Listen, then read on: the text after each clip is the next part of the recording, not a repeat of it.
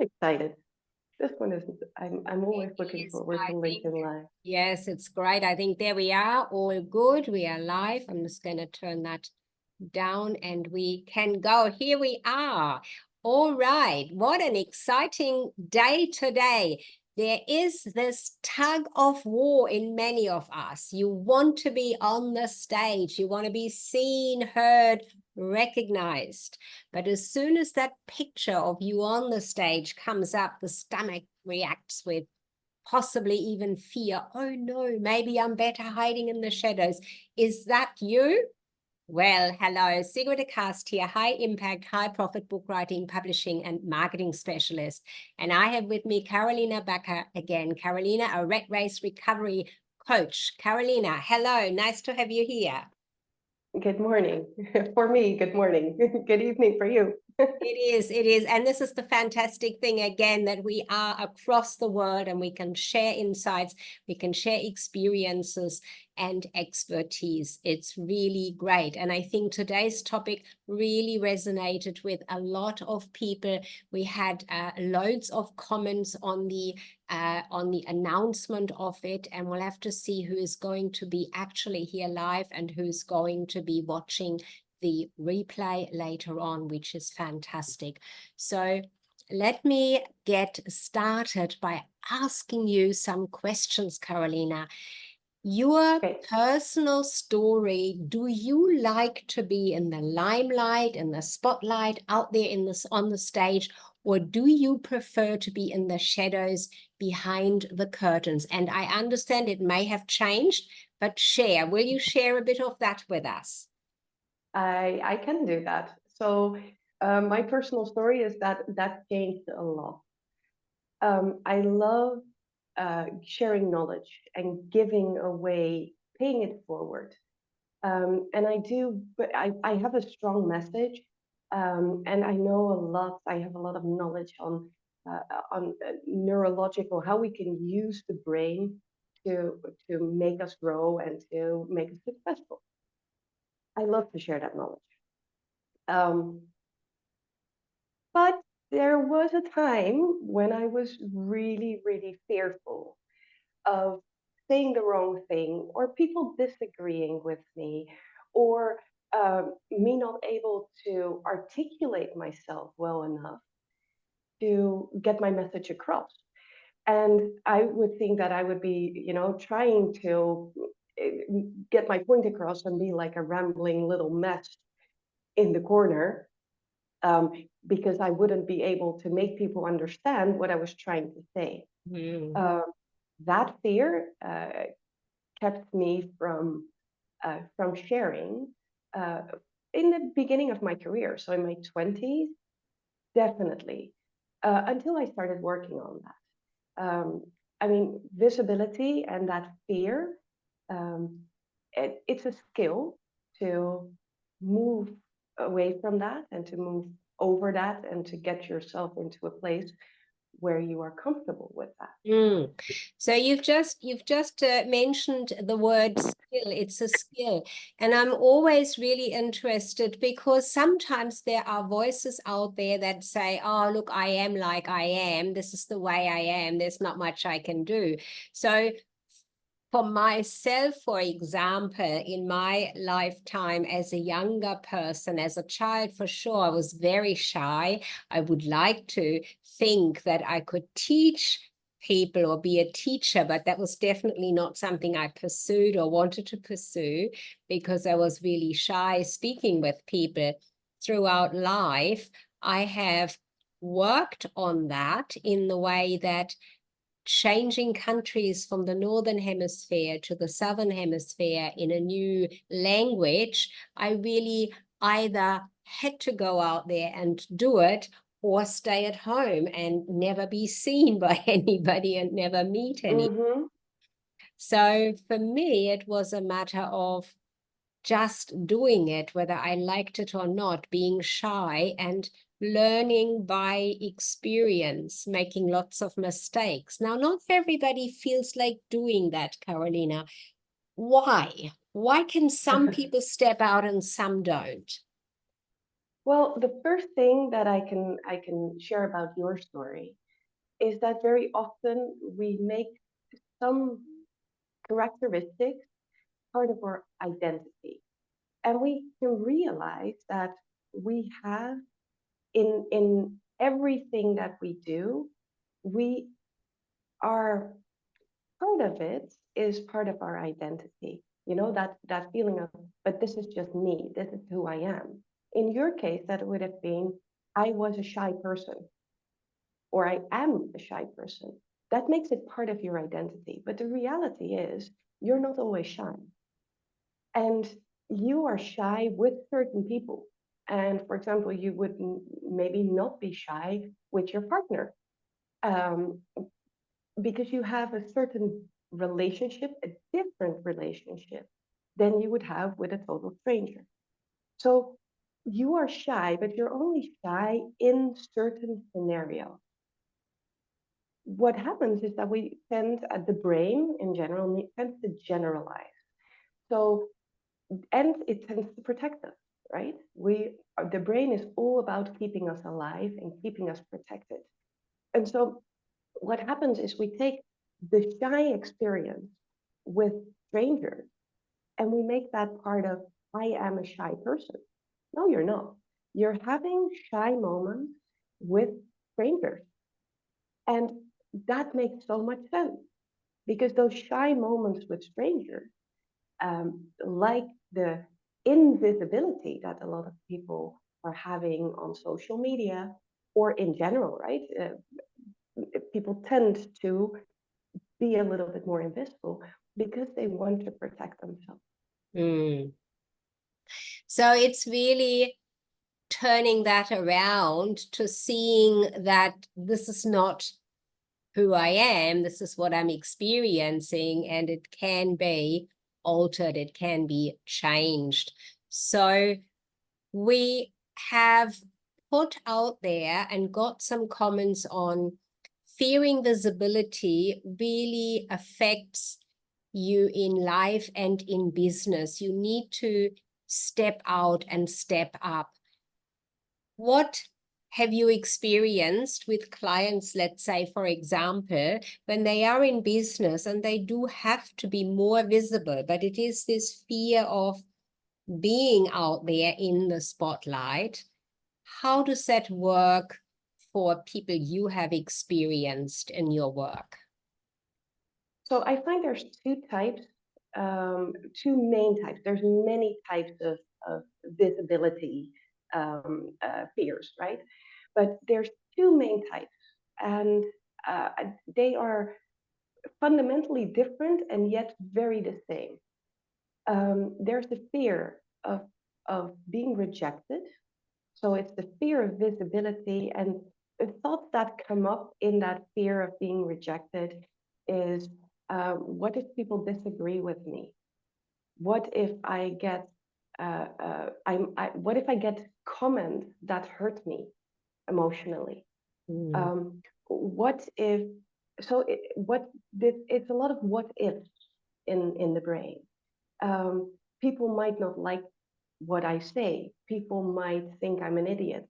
Uh, People might have a completely different point of view because they are um, less scientific or more scientific or looking at different science than I am. Um, so there's a lot, of course, as many people as we have, as many opinions we have, and you cannot agree with everybody. So that's one. The other one, so that's the rejection part. The other one is quite interesting. It's the fear of success. And the fear of success is, that sounds funny, right? Because you're a business owner, you would think that you want to have success. And of course you want to have success logically in the forefront of your mind, in your conscious mind, you want to have success. And then yet you find that that visibility part, you have all these posts maybe already written, but you never post them. And you don't really understand why that is. And it just is this resistance. or it's not even resistant. You say, well, tomorrow I'll do my first post, and then suddenly tomorrow you find like a student that doesn't want to study. Your office needs cleaning, your laundry needs washing, your house seems to be dusty, and that window that you always wanted to paint, you are suddenly going to paint that today. Why? Because you're avoiding and unconsciously avoiding that uh, that posting, right? So you're self-sabotaging Yeah. in a very logical way. Mm. That's the fear of success. Um, Fear of success comes from us making stories, and we come back to the previous episode of our call. Us making stories in our head, because if I'm successful, then what? And this is actually a really good exercise for people to do.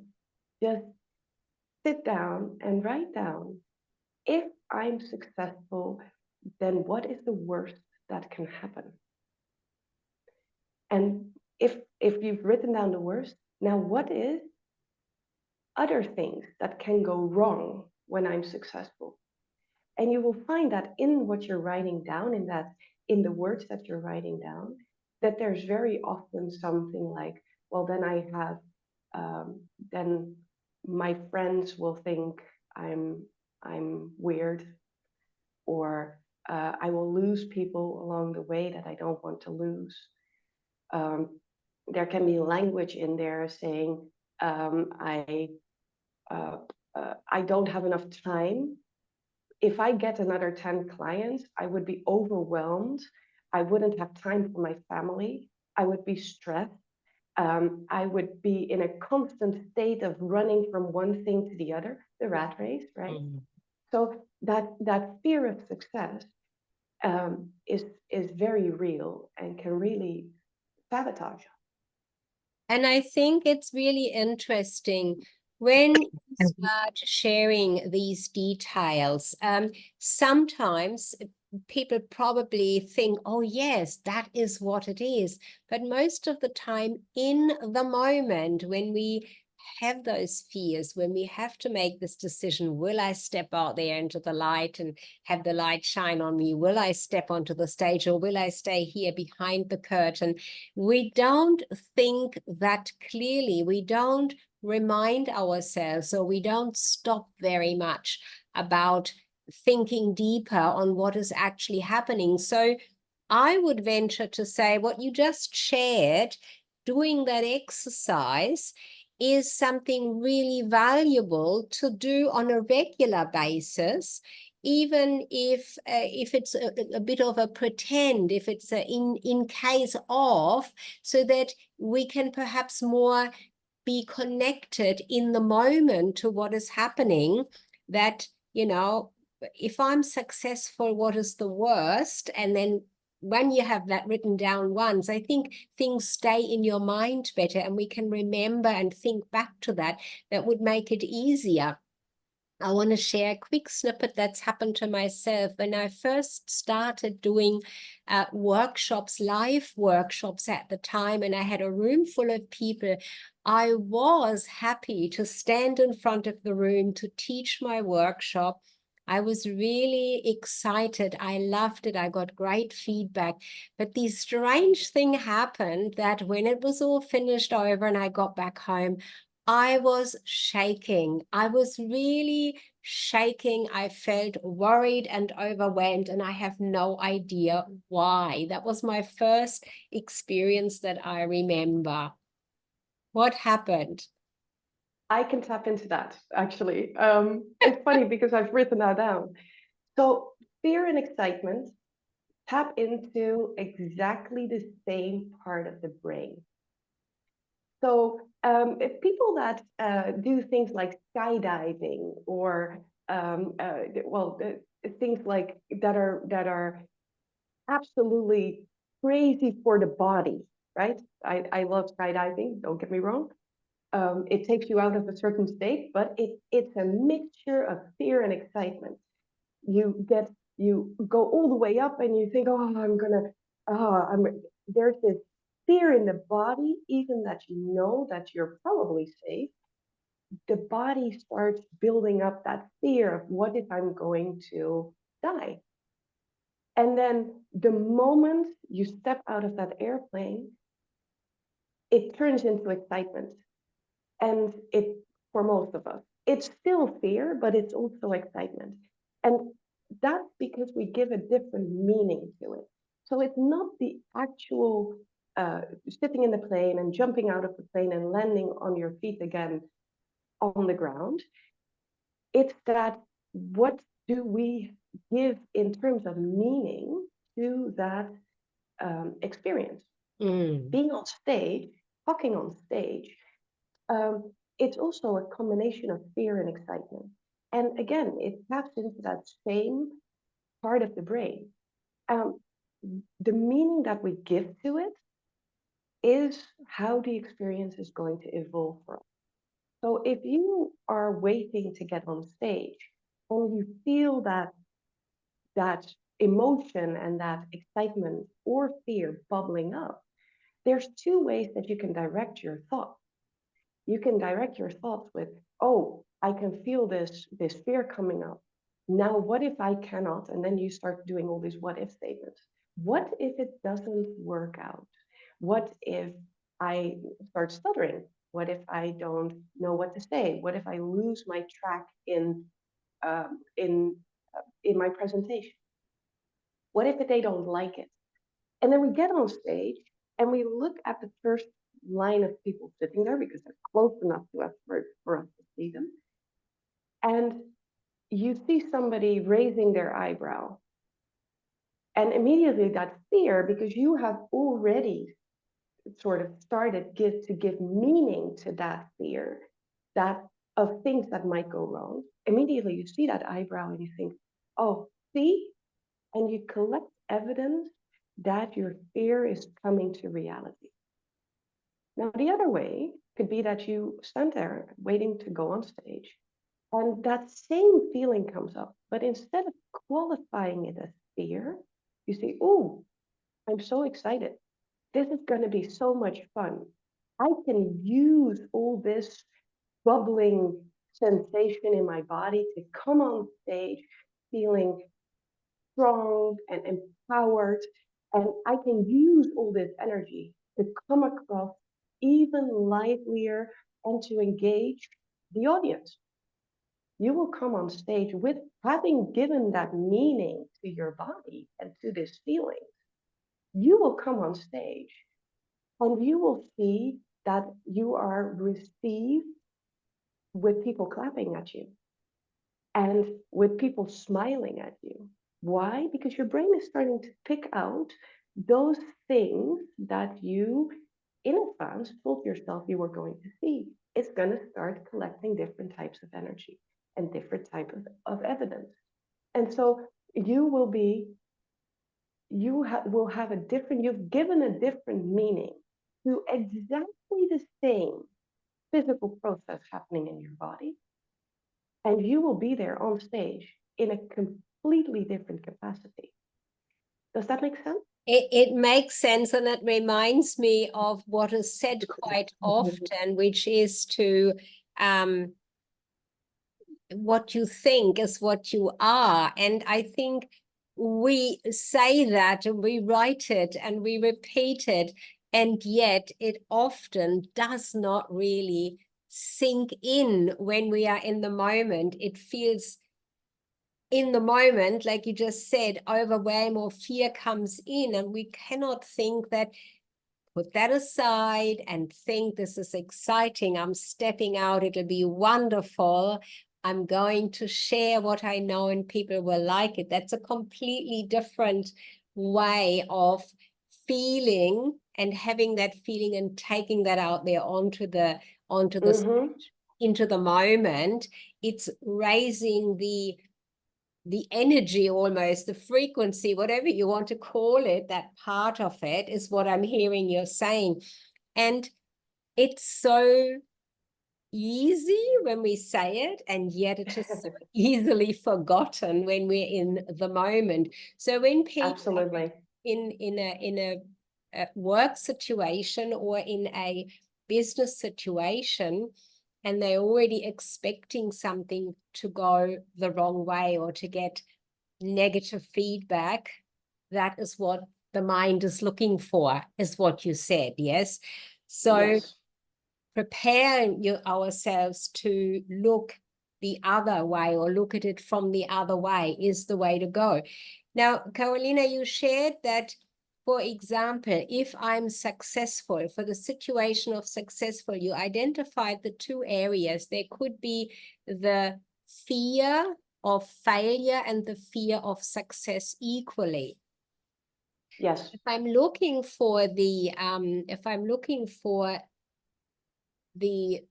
what is the worst that could happen in the successful situation, would we use a similar scenario for the fear of being rejected by writing something down or saying it to ourselves? That's a good question. So I am,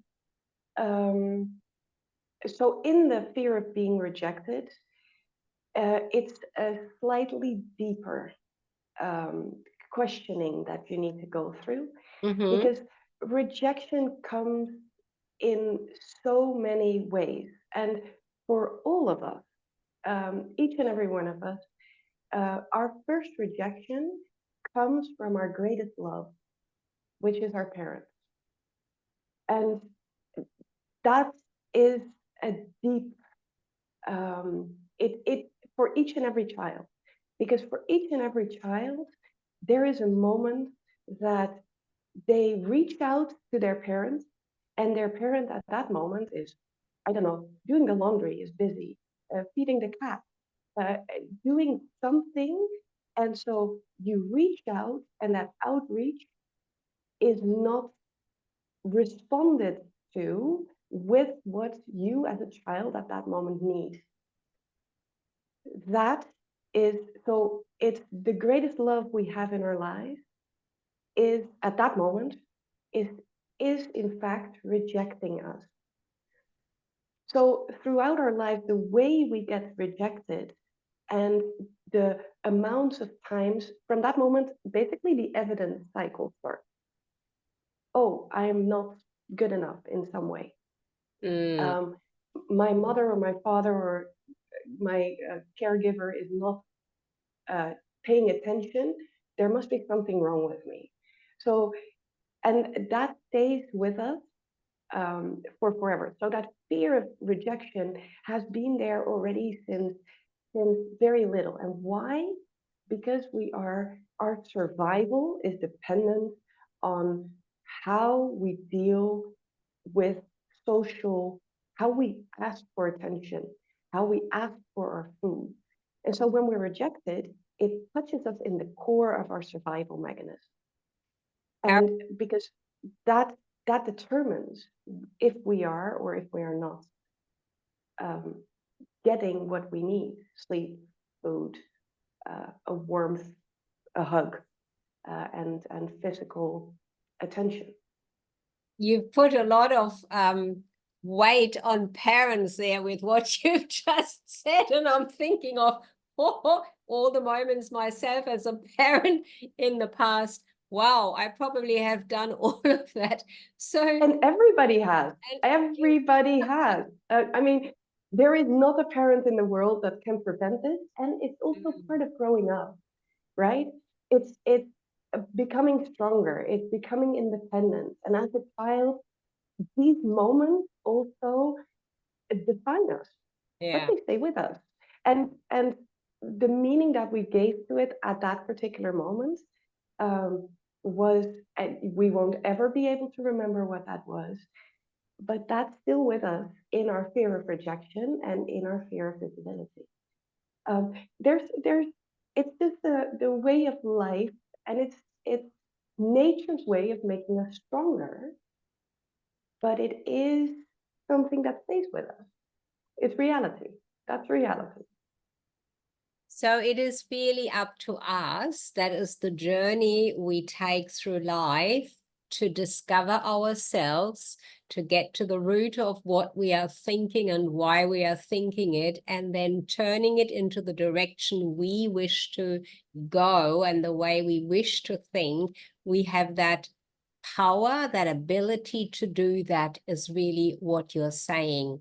It's not impossible. It is absolutely possible. We need to know how to do it. And there are exercises that can be done. People, of course, can go and have work done with a coach like you, for example, to really work on those areas, to turn into a different direction, into a different way of thinking. I want to very quickly, very briefly touch on people writing a book and that fear of rejection. That is a big one. People want to write. I've had coaches come to me wanting to write about leadership and the areas of how leadership could be done better, for example. And particularly women shy away and have said to me, what if I get negative feedback on my book? Now, that already puts the person on that path, as you said, to see the negative feedback. If that person was thinking, wow, people are just going to like it and I'm so happy I can do this, then that would come into their path to be seen. Did I understand that correctly from what you shared with us so far? Yes, and I think with writing a book, and with any fear of visibility and rejection and negative comments, it's all in the little steps. So for example, I take social media very often because social media is like a breeding ground for negative feelings towards visibility, to be honest. Um, Take little steps. If you're afraid to write an entire post, respond to other people. Like what you see, like something on the feed, and take that step. And when you're comfortable with liking something, uh, start making comments. And when you're comfortable with making comments, write a 3-sentence post. And when you're comfortable with that, move to the next phase. You don't have to post a picture of yourself and a text this long and write an article to slowly get yourself to move into that visibility. And I'm guessing that for people that write a book, that's possibly the same process, right?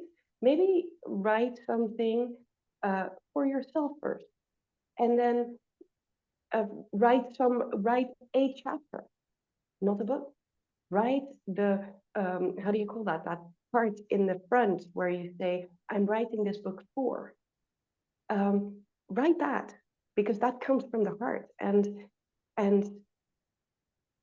let that show it to one person. Show it to somebody like you who knows if it's what people expect.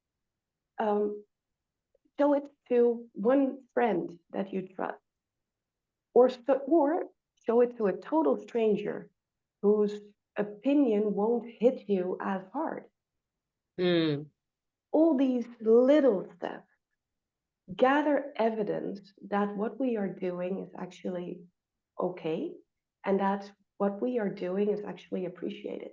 Because gathering evidence of what can go wrong, that will stop you, that will keep you stuck in a certain moment, and you will never be able to get out of that until you change that mindset and that question of what can go wrong into what can go right. Who is that one person that I can help with my book? Who is that one person that when they read my book, they get touched and they think, I've been waiting for this my entire life because there is value in this that will change me forever. And that's Mm. that one person. If you touch one person, it might not make your book profitable, but it will make it successful. Absolutely. So let me bring together what we've shared in today's session here on the topic of fearing visibility in life or in business, so that we step from the shadows into the spotlight, even if it's uncomfortable. We have some sort of predisposition from our early life where we've interpreted certain things in certain ways. They are not there, cast an iron, as they say. They can be changed. We have the power and the ability to do so. Absolutely. There are loads of ways of working on our mindset so that we gather positive evidence, not negative, not, oh gosh, what are they going to say? But this will be fine. This one person I have in mind definitely will like what I'm saying, will like what I'm writing, will like the post comment that I make and make it a positive one. So we have that ability, and we need to go out and seek the opportunity to do so. What a parting word or parting words for this session today from you, Carolina? I think for people that that want to step into that visibility on social media, I have a challenge. Every Saturday at 10 a.m. my time, so that 3 o'clock, 2 o'clock Eastern time, there is a post called Social Saturday. And on Social Saturday, people from my network connect with each other. So it's an open post.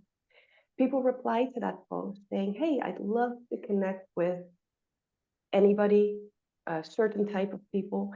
There is job postings there. There's employers that say, I have this job outstanding. There's job seekers there that say, hey, I'm looking for this type of position. Many people have already found a new job or a new employee. Many people have found new business friends, new clients. So if you have, if you feel that you would like to take first steps in making yourself more visible, use that platform, use that Social Saturday. And as your first part where you have a safe environment to connect with other people and make yourself visible. I love it. That's fantastic. I know what you're talking about. So, challenge for everyone listening and watching this, even as a replay. The challenge is on a Saturday. Now, the 10 a.m. you said that is your time, which is in London time. London time, right? 10 a.m. The post goes out from Carolina's LinkedIn profile. It goes out as Social Saturday, and you can take as first step to be out there more visible and comment on it and ask who you would like to be connected to. Look at all the other comments that come up there and pick somebody and start a conversation in writing on that post. It's fantastic. I've seen a lot of wonderful people on there. I think that's a great challenge. Thank you, Carolina.